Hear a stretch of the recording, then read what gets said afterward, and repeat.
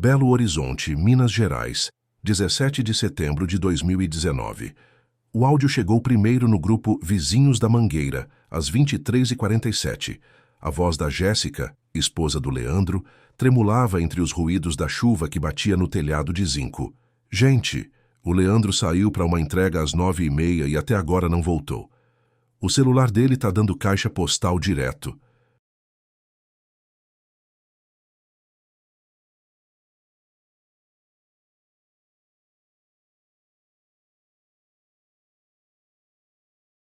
Se alguém viu ele por aí, por favor me avisa. Em menos de 10 minutos, o áudio tinha sido repassado para outros 5 grupos da comunidade. As respostas começaram a aparecer. Não vi não, Jé. Que estranho, ele sempre volta cedo. Vou perguntar para o meu irmão que trabalha no Zé Delivery. Leandro Pires, 27 anos, conhecia cada viela, cada atalho, cada casa da região como a palma da mão.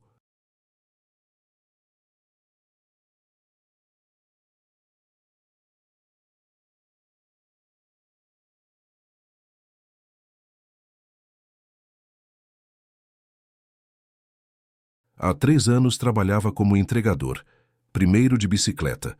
Depois conseguiu comprar uma Honda CG 160 vermelha, que era seu orgulho. Todo mundo na comunidade o conhecia pelo capacete amarelo e pela risada alta que ecoava entre as casas quando cumprimentava os vizinhos. Naquela terça-feira, tinha sido um dia normal. Leandro saiu de casa às 14h, como sempre, com a mochila térmica nas costas e o celular carregado.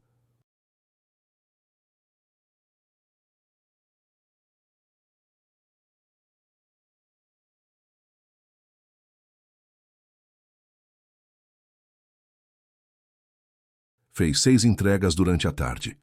2 no centro da cidade, uma no bairro Savassi, 3 na própria região. A esposa lembra que ele mandou mensagem às 19h30. Só mais 2 pedidos, e tô em casa, camor. A chuva começou por volta das 20 Hz.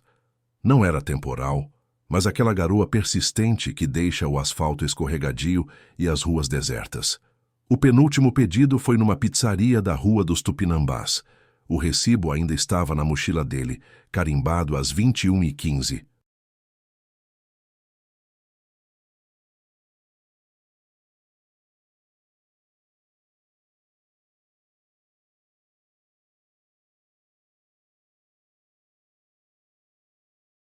O último pedido apareceu no aplicativo às 21h22. Endereço: Rua das Mangueiras, 847. Apartamento que ficava no final da rua, bem próximo ao beco que cortava para a Rua São Francisco. Um trajeto que Leandro fazia de olhos fechados. Dona Maria, que morava na esquina, se lembra de ter visto a luz vermelha da moto passando pela janela por volta das 21h45. Pensei, lá vai o Leandro com essa chuva. Foi a última vez que alguém admitiu ter visto o entregador.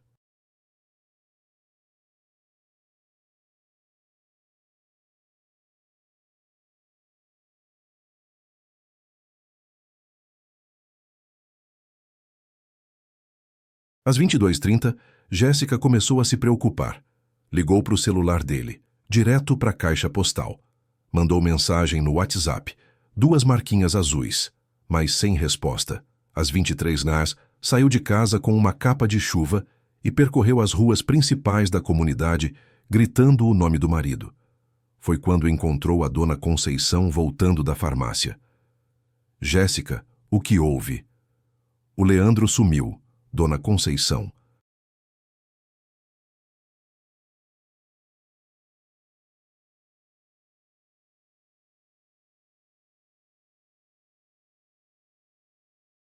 Saiu para a entrega e não voltou. A senhora mais velha franziu a testa, ajeitando a sacola de remédios debaixo do braço. Que estranho. Faz tempo que não vejo movimento de moto por aqui. E olha que eu estava na varanda até agora há pouco, vendo essa chuva. O primeiro áudio foi gravado quando Jéssica voltou para casa, molhada e sem respostas.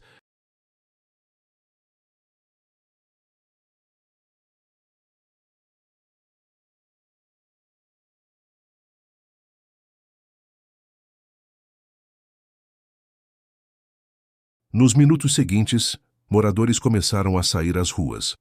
Alguns de carro, outros a pé, procurando por qualquer sinal da ronda vermelha ou do capacete amarelo.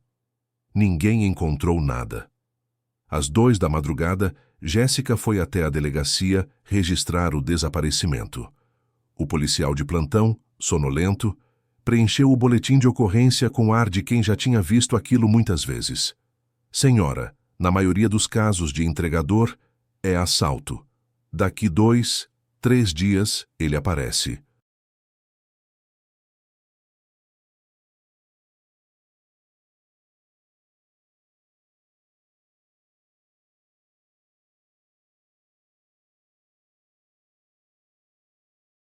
Eles levam a moto, o celular, mas acabam largando a pessoa em algum lugar. Jéssica voltou para casa sem acreditar naquelas palavras. Leandro era cuidadoso, esperto. Se fosse assalto, ele mesmo teria ligado para avisar. Sempre fazia isso quando alguma coisa dava errado. Na manhã seguinte, o grupo do WhatsApp fervilhava de teorias. Alguns achavam que ele tinha ido resolver algum problema e o celular tinha descarregado. Outros suspeitavam de assalto.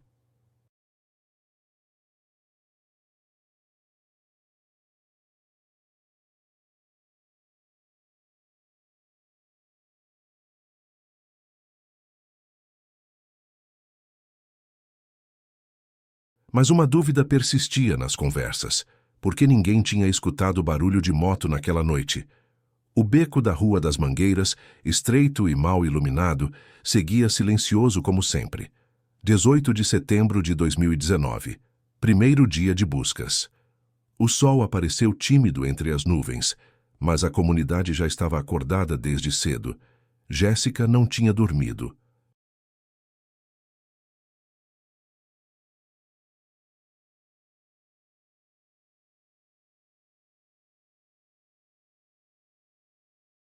Às 6 da manhã, estava de novo na delegacia, desta vez acompanhada pelo cunhado e por Dona Zuleide, vizinha de 60 anos, que conhecia Leandro desde criança. Doutor, o senhor pode mandar alguém procurar? Ontem à noite a gente rodou a comunidade inteira e não achou nada, disse Jéssica, com os olhos inchados de tanto chorar. O delegado, um homem de meia idade com cara de cansaço, folheou o boletim de ocorrência.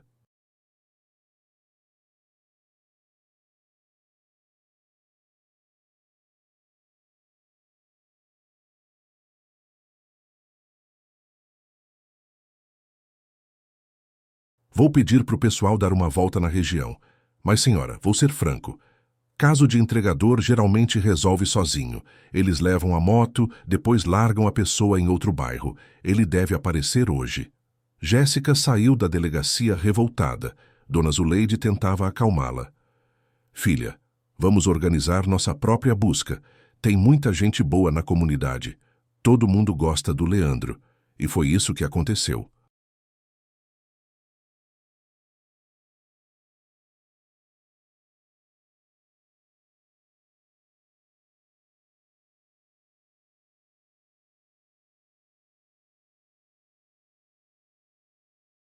Durante todo o dia 18, grupos de moradores percorreram as ruas do bairro e dos arredores.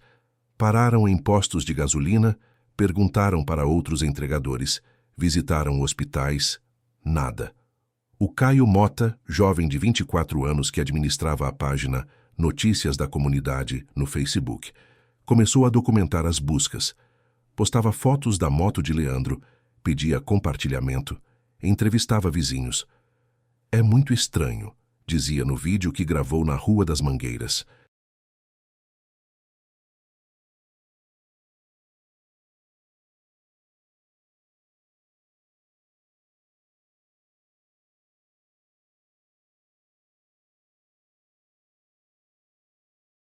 O Leandro é da região, conhece todo mundo. Se fosse assalto, alguém teria visto, escutado alguma coisa. E outra, porque os ladrões iriam para o beco. Não tem saída fácil dali.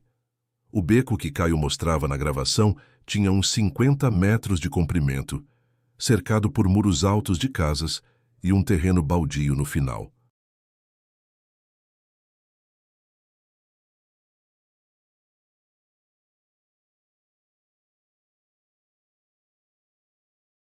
Era usado principalmente como atalho para quem queria evitar o trânsito da rua principal. Mas de noite ficava completamente escuro, apenas um poste de luz no começo, outro no final. No segundo dia, 19 de setembro, a empresa de delivery onde Leandro estava cadastrado entrou em contato. Confirmaram que ele havia aceito o pedido das 21h22, mas o aplicativo mostrava que a entrega nunca foi finalizada.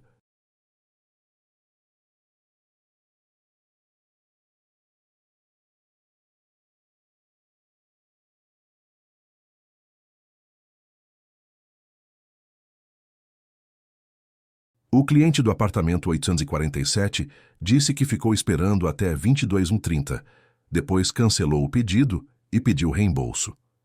Estranhei porque, geralmente, os entregadores ligam quando não acham o endereço, explicou o cliente por telefone. Fiquei na janela um tempo. Não vi nenhuma moto passando. Jéssica começou a ficar desesperada. Nas redes sociais, o caso ganhava mais atenção. Compartilhamentos, orações, pessoas de outros bairros dizendo que iam ficar atentas.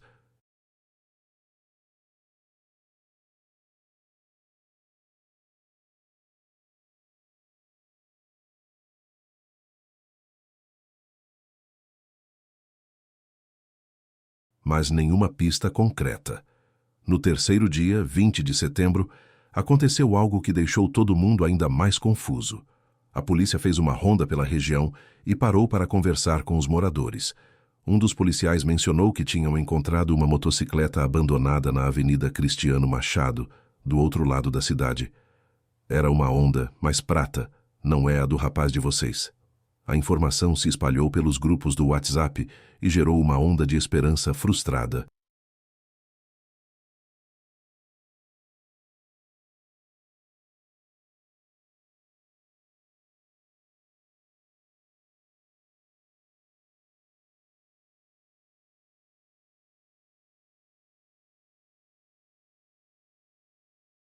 Se não era a moto do Leandro, onde ela estava? Dona Zuleide, que morava bem em frente ao beco, começou a reparar em detalhes que antes passavam despercebidos. Na noite do dia 20, ela estava na cozinha lavando a louça quando parou e prestou atenção. Minha filha, disse para a neta que estava assistindo televisão na sala, você está escutando esse barulho? Era um som abafado, como se viesse de longe. Passos, talvez, ou algo sendo arrastado.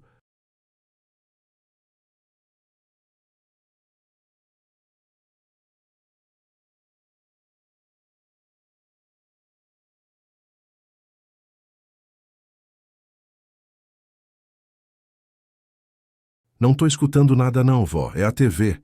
Dona Zuleide desligou a torneira e encostou o ouvido na janela. O barulho tinha parado. Na manhã do dia 21, quarto dia após o desaparecimento, ela estava estendendo roupa no quintal quando escutou de novo. Desta vez tinha certeza. Eram passos vindo do beco, passos lentos e regulares. Correu até a janela da frente, mas não viu ninguém. Leandro! Gritou em direção ao beco. Silêncio.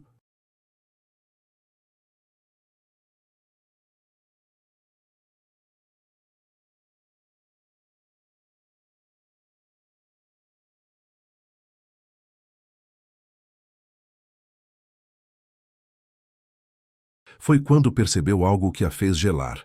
Tinha uma luz piscando lá dentro. Uma luz azul, fraca, que aparecia e sumia. 21 de setembro de 2019. Quarto dia. Dona Zuleide ligou primeiro para Jéssica, depois para Caio Mota.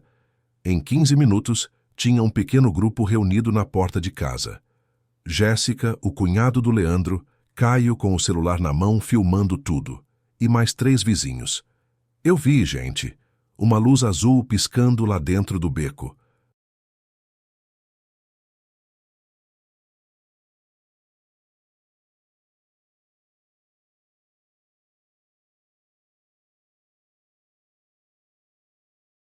E juro por Deus que escutei passos, disse Dona Zuleide, apontando para a entrada estreita entre os muros. Caio foi o primeiro a se aproximar. O beco estava silencioso, mas ele também notou algo estranho. Um cheiro diferente no ar. Não conseguia identificar o que era, mas não era o cheiro normal de mato e entulho que sempre sentia quando passava por ali. Vamos entrar todo mundo junto, sugeriu o cunhado do Leandro.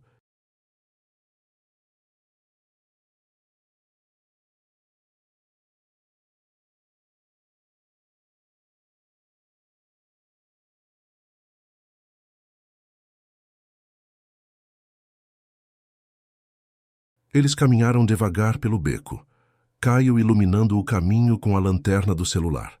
As paredes dos muros eram cobertas de grafites antigos e algumas poucas plantas que cresciam nas frestas. O chão era de terra batida, com algumas pedras soltas e lixo espalhado. Chegaram até o final sem encontrar nada.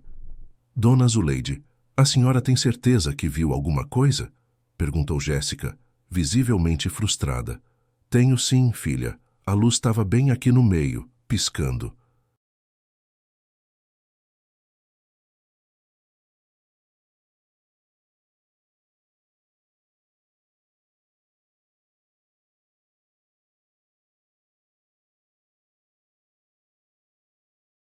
Azulzinha, igual luz de celular. Caio franziu a testa. Luz de celular. Começou a examinar o chão com mais atenção, procurando por qualquer sinal de que alguém tinha estado ali recentemente. Foi quando percebeu que a terra próxima ao muro do lado direito estava mais fofa, como se tivesse sido mexida. Pessoal, olhem isso aqui. Todos se aproximaram. Realmente parecia que alguém tinha cavado ou remexido a terra naquele ponto. Não era uma marca grande, mas era visível.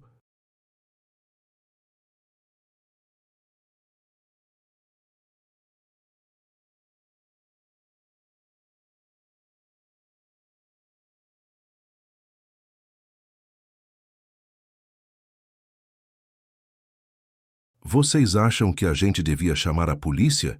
Perguntou Jéssica. Vamos esperar mais um pouco, disse o cunhado. Se for só terra mexida, eles vão dizer que foi algum cachorro. Decidiram voltar para casa, mas combinaram que iam ficar de olho. Dona Zuleide prometeu avisar se visse qualquer movimento durante a noite. Na madrugada do dia 22, ela foi acordada por um barulho que conhecia bem: o som de uma moto.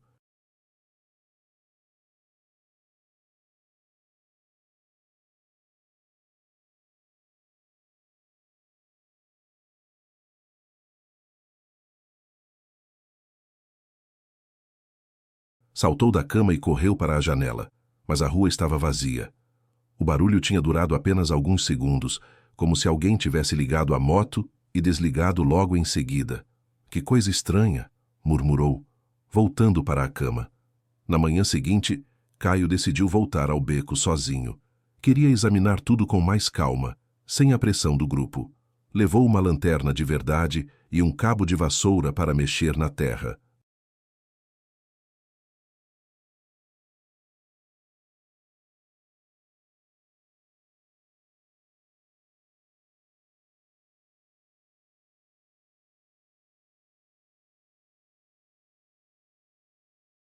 Quando chegou ao ponto onde tinham visto a terra remexida, parou e analisou a área com cuidado. Havia mais marcas do que tinham percebido na véspera. Pegadas, talvez, muito apagadas, mas estava ali. Começou a cavar devagar com o cabo da vassoura. A terra estava mesmo mais mole. Depois de alguns minutos, a ponta do cabo tocou em algo. Algo que não era pedra. Caio aumentou o buraco com as mãos. Com cuidado. Era macio, como tecido. Seu coração disparou.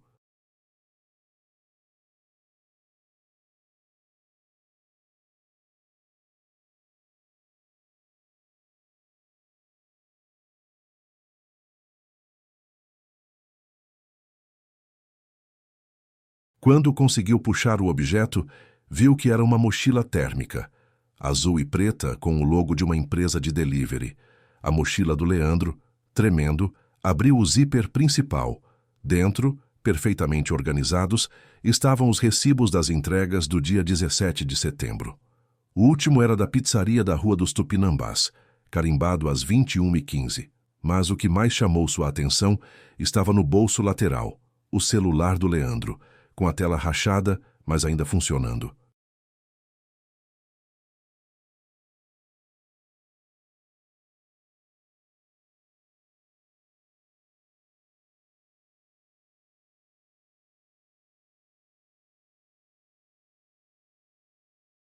Quando apertou o botão de ligar, a tela piscou com uma luz azul fraca. Uma mensagem do WhatsApp aparecia na tela de bloqueio, enviada às 21h47 do dia 17 de setembro, 4 dias atrás. Tô chegando aí. A mensagem tinha sido enviada para Jéssica, mas as marquinhas mostravam que nunca foi entregue. Caio fotografou tudo antes de tocar em qualquer coisa. Depois, correu até a casa de Dona Zuleide. Encontrei a mochila dele, disse, ofegante, e o celular.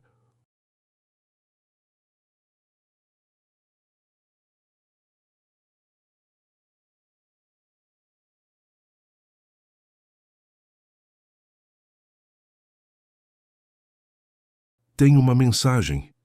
Em meia hora, a notícia tinha se espalhado por toda a comunidade. Jéssica chegou correndo, acompanhada de mais 10 vizinhos. Quando viu a mochila e o celular do marido, desabou em lágrimas. Ele mandou mensagem dizendo que estava chegando. Soluçava. Onde ele está? O que aconteceu com ele? Caio chamou a polícia. Desta vez, 2 investigadores vieram até o local em menos de 1 hora.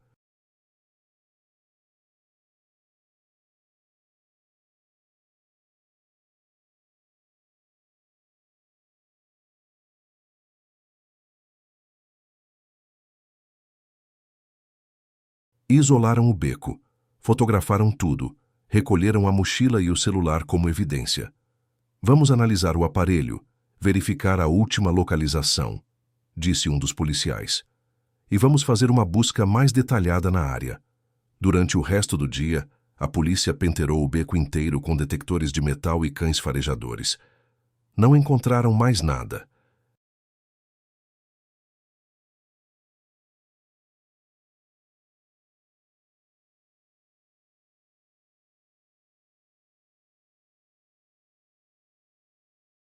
Mais uma pergunta ficava no ar, martelando na cabeça de todos os moradores. Se a mochila estava enterrada há 4 dias, quem estava fazendo barulho no beco durante as noites? E de onde vinha a luz azul que Dona Zuleide jurava ter visto? 25 de setembro de 2019, uma semana depois, a análise do celular revelou informações que deixaram investigadores e família ainda mais confusos.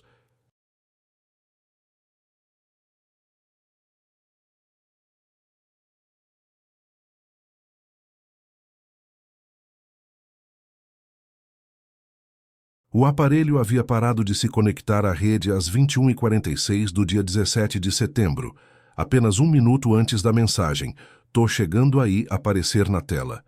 Tecnicamente impossível, explicou o perito em eletrônicos da Polícia Civil. Para enviar uma mensagem pelo WhatsApp, o celular precisa estar conectado à internet. Mas os registros da operadora mostram que o aparelho perdeu o sinal às 21h46.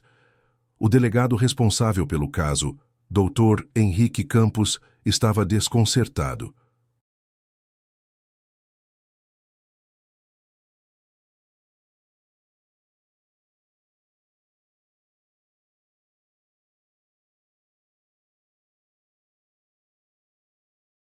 Em 30 anos de carreira, nunca tinha visto algo parecido.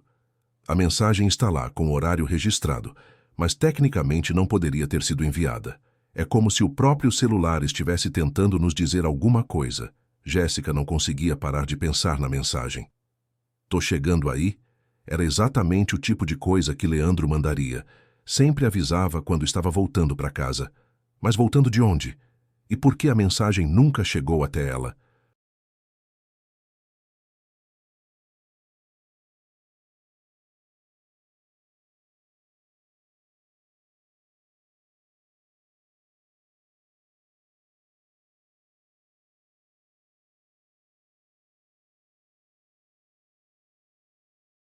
Caio Mota continuava investigando por conta própria. Entrevistou todos os moradores da Rua das Mangueiras, perguntando sobre a noite do desaparecimento. Foi quando descobriu algo importante conversando com seu João, um senhor de 70 anos que morava no final da rua. Rapaz, eu não falei isso para a polícia porque achei que não era importante, disse seu João, coçando a barba grisalha.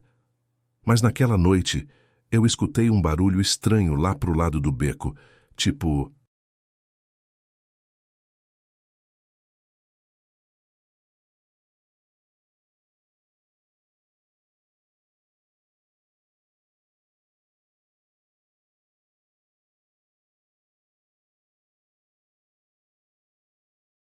como se alguém tivesse caído.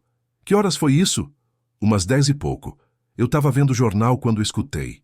Pensei em ir ver, mas estava chovendo, e eu sou meio ruim das pernas. Caio anotou tudo. 10 e pouco da noite. Isso batia com o horário que Leandro deveria estar fazendo a última entrega. No dia seguinte, uma informação nova surgiu de uma fonte inesperada. O dono do bar da esquina, em Milmeyer, Antônio, procurou Jéssica depois de ver as notícias na internet.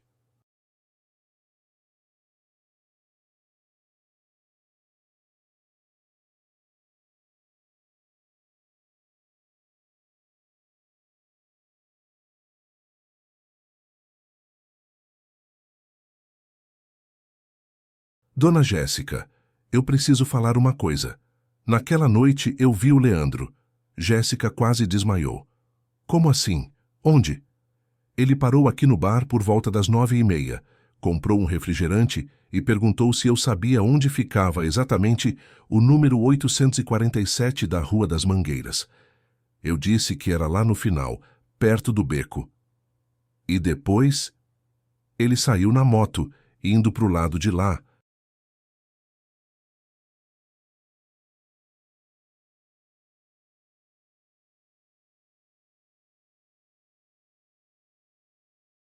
Mas a coisa estranha é que uns 20 minutos depois, eu escutei o barulho da moto dele passando de novo. Só que muito devagar, como se ele tivesse com problema. Senhor, Antônio hesitou antes de continuar. E tem mais uma coisa. Na quarta-feira de manhã, quando eu vim abrir o bar, tinha uma marca no chão ali na frente. Como se alguém tivesse arrastado alguma coisa pesada. Caio e Jéssica foram com o senhor Antônio até o local.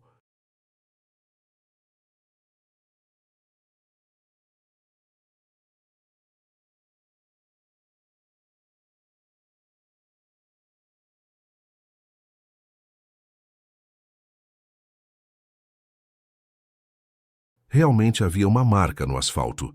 Mas depois de vários dias e com o movimento de carros, era difícil ter certeza do que significava. A investigação oficial estava patinando. A polícia havia interrogado o morador do apartamento 847 3 vezes, sempre com a mesma história. Ficou esperando a entrega até 22h30. Não viu nenhuma moto, cancelou o pedido. Sem antecedentes criminais, sem motivos aparentes para mentir. Foi Dona Zuleide quem teve a ideia de procurar o senhor.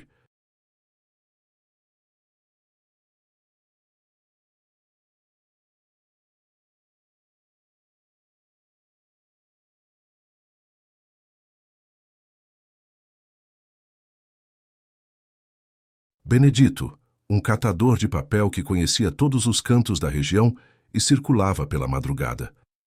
Seu Benedito, perguntou ela quando o encontrou no final da tarde. O senhor passou pelo beco da Mangueira na terça-feira à noite, dia 17.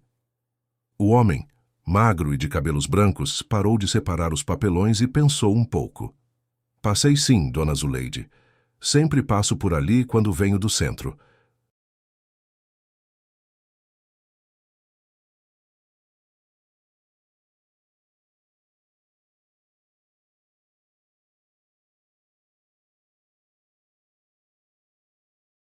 Mas naquela noite teve uma coisa estranha. O que foi?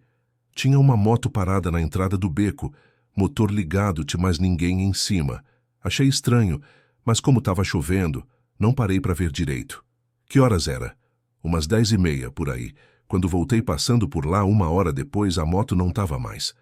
Dona Zuleide sentiu um arrepio. Correu para casa e ligou para Jéssica, que imediatamente contactou o delegado. Senhor,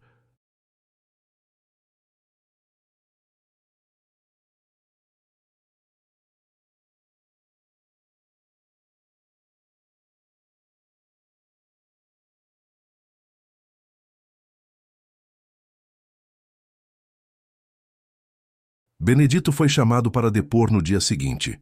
Sua versão batia com os demais relatos.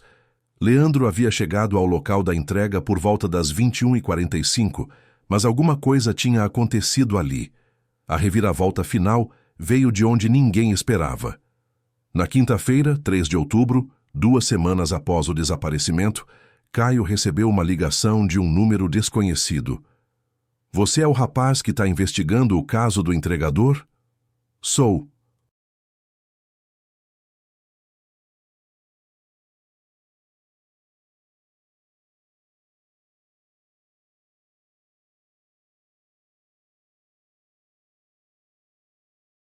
Quem é?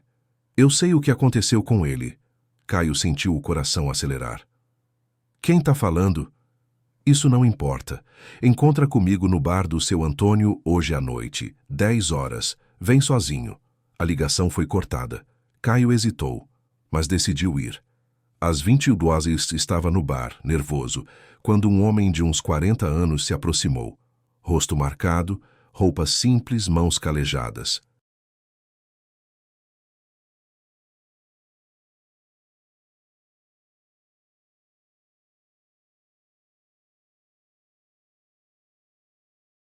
Você é o Caio? Sou.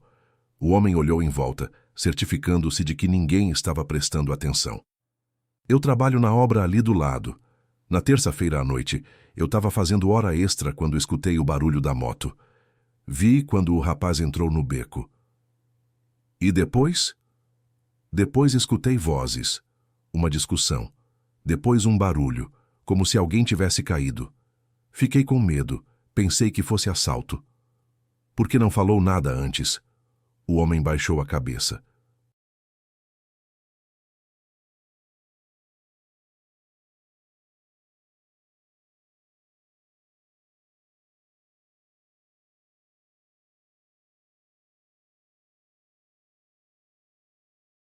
Porque eu vi quem estava lá.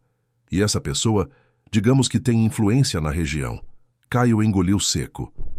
Você vai me dizer quem é. Não posso dar nome, mas posso dizer onde você vai encontrar o que está procurando. O homem rabiscou algo num papel e entregou para Caio. É um endereço. Tem um galpão abandonado lá. Se vocês procurarem direito, vão achar. Levantou-se e começou a sair, mas parou e olhou para trás. O rapaz tentou voltar para casa. A mensagem no celular.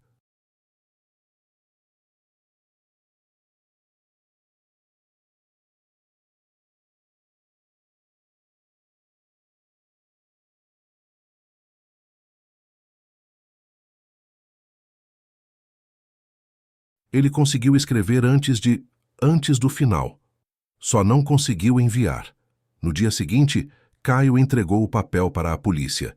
O endereço levava a um galpão industrial abandonado a 15 quilômetros da comunidade. Quando a equipe chegou ao local, encontraram a Honda CG 160 vermelha de Leandro escondida atrás de um container enferrujado, e dentro do galpão encontraram Leandro.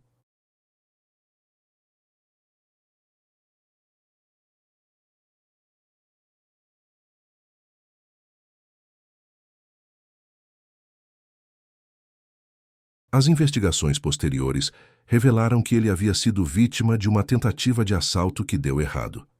O criminoso, desesperado, tentou esconder o corpo e a moto, mas entrou em pânico quando viu a repercussão do caso na comunidade. A mochila foi enterrada no beco numa tentativa de confundir as investigações, mas o criminoso não sabia que o celular ainda funcionava. O homem foi preso 3 dias depois.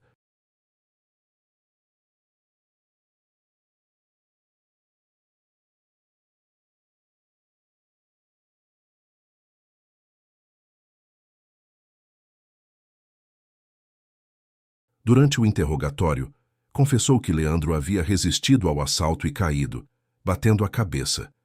Em pânico, levou o corpo e a moto para o galpão, mas voltou para enterrar a mochila, achando que isso desviaria as suspeitas. Ele escreveu a mensagem antes de morrer, disse o perito. Provavelmente tentando avisar a esposa que estava voltando para casa. O celular ficou tentando enviar até a bateria acabar. Jéssica chorou quando soube da verdade.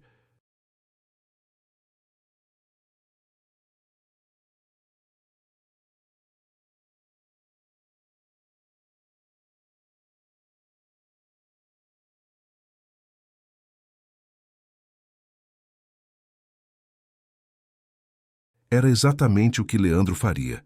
Tentar mandar uma mensagem para casa, mesmo nos últimos momentos. A comunidade da Rua das Mangueiras nunca mais foi a mesma depois disso. O beco, onde tudo começou, virou um memorial improvisado.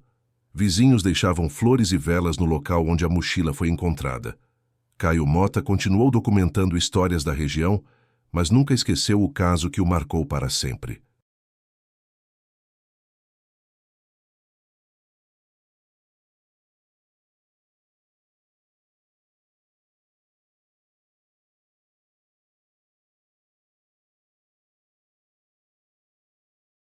A mensagem "Tô chegando aí", que nunca chegou ao destino, se tornou um símbolo na comunidade.